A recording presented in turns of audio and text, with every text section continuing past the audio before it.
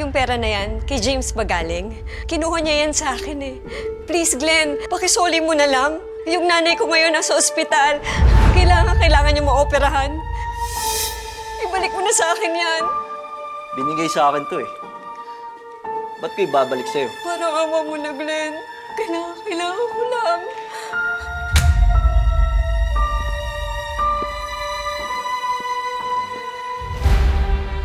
Ayos ka rin ah. Wala akong pakialam sa nanay mo.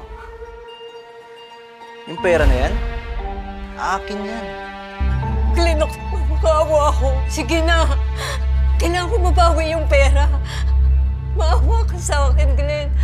Maawa ka sa nanay ko.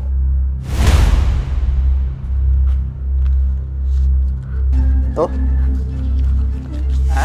Itong pera na to? Gusto mo? Oo. Sige, lumuhod ka.